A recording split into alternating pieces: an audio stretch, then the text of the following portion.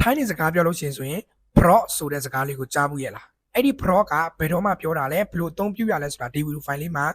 ဆရာတင်သွားပေးမယ်နော် bro လို့အတန်ထွက်တယ်နော်အဲ့ဒီ bro ဆိုတဲ့စကားကတဲ့အကြောင်းပြချက်ပြတော့မယ့်ချိန်မှာပြောတဲ့စကားလေးပေါ့နော် bro ဆိုတဲ့စကားကိုတဲ့အကြောင်းပြချက်ရဲ့အရှိမထားပြီးတော့ပြောရတယ်။ခေစမယ်ဥပမာအနေနဲ့ကြည့်လိုက်ကြရအောင်ကားပြက်လို့အလုံးနောက်ကြတယ်ဒီဝါကြတဲ့မှာအကြောင်းပြချက်ကဘာလို့ထင်လဲကားပြက်တယ်ဆိုတဲ့စကားကအကြောင်းပြချက်နော်ကားပြက်တာထိုင်းလို့ဘယ်လိုပြောလဲလွတ်စီယာကားပြက်တယ်လို့ကိုထိုင်းလို့ blog လို့ပြောတယ် blog ကိုစောနာပဲဖတ်သွားတယ်ကျွန်တော်တို့ဗါတယ်လေအကြောင်းပြချက်ရဲ့အရှိမထားပြောရတယ်စောနာကကားပြက်တယ်ဆိုတဲ့အရှိမ blog ကိုထည့်လိုက်တယ် blog လွတ်စီယာကားပြက်လို့အဓိပ္ပာယ်ထွက်တယ်မြန်မာစာနဲ့ဆိုရင်ပြောင်းပြန်ပြီမြန်မာစာကလို့ကိုနောက်မှာထားတယ်ထိုင်းစာကလို့ကိုအခြေမှာထားတယ် blog ကိုအခြေမှာထားတယ်အကြောင်းပြချက်ရဲ့အခြေနော်โอเคဆရာတို့ဆက်သွားကြရအောင်ထိုင်းစကားဝါကြမှာတဲ့အကြောင်းပြချက်ကိုဝါကြရဲ့နောက်ဆုံးမှာထားပြောရတယ်နော်ဝါကြတစ်ချောင်းမှာအကြောင်းပြချက်ကိုဝါကြရဲ့အနောက်ဆုံးမှာထားပြောရတယ်မြန်မာစကားကအကြောင်းပြချက်ကိုရှေ့ရထားပြောတယ်နော်ပြောင်းပြန်ကြည့်နော်ဥပမာနေနဲ့ကြည့်လိုက်ကြရအောင်နော်ကားပြက်လို့အလုံးနောက်ကြတယ်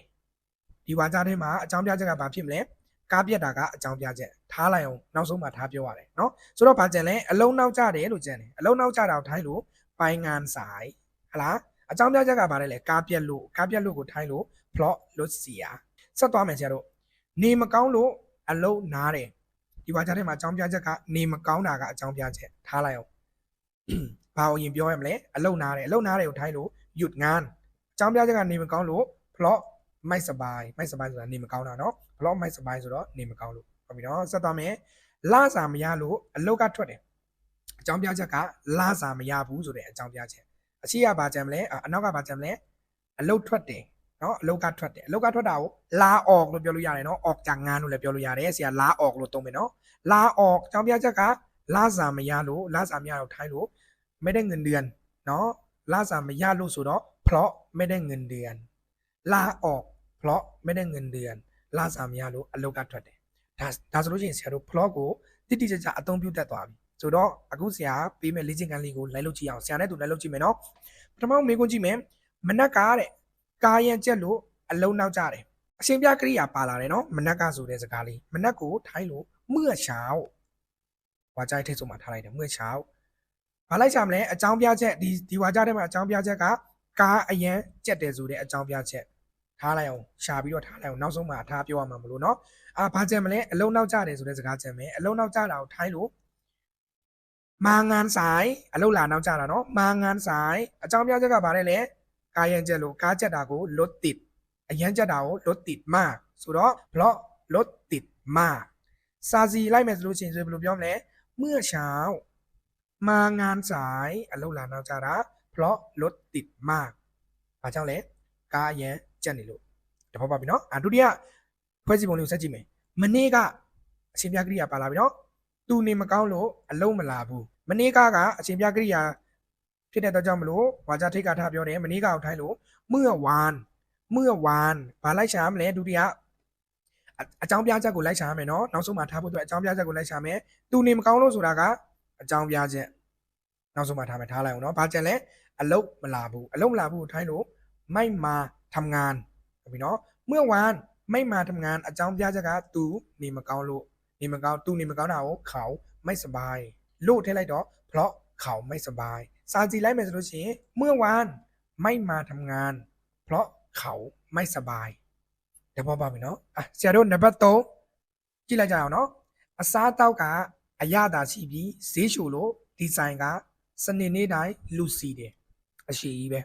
မလန့်ဝါနဲ့ဆရာတေချာတဘောပေါက်လို့ရှင်းပြမယ်เนาะဒီထဲမှာဘာရင်လိုက်ချာလဲရှင်းပြကရိယာစနေနေ့တိုင်းဟုတ်ပြီเนาะစနေနေ့တိုင်းကိုရှာပြောမယ်စနေနေ့တိုင်းကိုထိုင်းလို့ทุกวันเสาร์ทุกวันเสาร์ထိတ်မှထားလိုက်တယ်အကြောင်းပြချက်ကဘာလဲအစားတောက်ကအရသာရှိပြီးဈေးချိုတယ်ဒါအကြောင်းပြချက်ခဏထားလိုက်အောင်ကျန်တာပါကြမ်းလဲဒီဆိုင်ကလူစီတယ်ဒီဆိုင်ကလူစီတာကိုထိုင်းလို့ร้านนี้คนเยอะเนาะအကြောင်းပြချက်ကအစားတောက်အရသာရှိတယ်เนาะထိုင်းလို့อาหารอร่อยပြီးတော့ဈေးချိုလို့และราคาถูกစားတောက်အရသာရှိပြီးဈေးချိုတယ်เนาะလို့ထည့်လိုက်တော့เพราะอาหารอร่อยและราคาถูกစာစီလိုက်မယ်ဆိုလို့ရှိရင်ทุกวันเสาร์ร้านนี้คนเยอะเพราะอาหารอร่อย และราคาถูกနောက်ဆုံးဘာကြောင့်ဖွဲ့စည်းပုံတစ်ခုကြည့်မယ်မနက်ကမိုးအရန်ရွာလို့မနက်ကဆိုတာအချိန်ပြကရိယာပါလာပြီเนาะအလုတ်သမားတွေမနက်ခင်းတစ်ပိုင်းအလုတ်နားတယ်ဆရာတို့ကြည့်မယ်မနက်ကအချိန်ပြကရိယာเมื่อเช้าထည့်လိုက်ပြီเนาะထိတ်ဆုံးပါဘာလိုက်ကြမလဲအကြောင်းပြချက်မိုးရရွာလို့တဲ့ဒါကအကြောင်းပြချက်နောက်ဆုံးမှထားမယ်ဆိုတော့ခဏထားလိုက်အောင်เนาะအလုတ်သမားတွေမနက်ခင်းတစ်ပိုင်းအလုတ်နားတယ်ထိုင်းလို့ဘယ်လိုပြောမလဲအလုတ်သမားတွေคนงานအလုတ်နားကြတယ်เนาะหยุดงานนักขินตะไบช่วงเช้าเนาะဆိုတော့คนงานหยุดงานช่วงเช้านักขินตะไบအလုပ်သမားတွေအလုပ်နားတယ်။ဘာကြောင့်မလို့လဲအကြောင်းပြချက်ကိုထည့်လိုက်မယ်။မိုးရမ်းရွာလို့เพราะฝนตกหนักမိုးရမ်းရွာတာကိုฝนตกหนักလို့ထည့်လိုက်တော့เพราะအခြေရခံတယ်เนาะเพราะฝนตกหนักဆိုတော့စာစီလိုက်မယ်ဆိုလို့ချင်းเมื่อเช้าคนงานหยุดงานช่วงเช้าเพราะฝนตกหนักတပတ်ပေါက်ပြီလားเนาะ plot ဆိုတဲ့ဝါကျကဘာမှမခက်ဘူးအကြောင်းပြချက်အချိန်မှာထည့်ပြီးတော့ plot ကိုပြောလိုက်ရုံပဲဟုတ်ပြီเนาะအားလုံးပဲ plot ဆိုတဲ့စကားလေးကိုပြပြတတ်နဲ့မမှန်ကန်ကန်အသုံးပြုနိုင်ကြပါစေเนาะ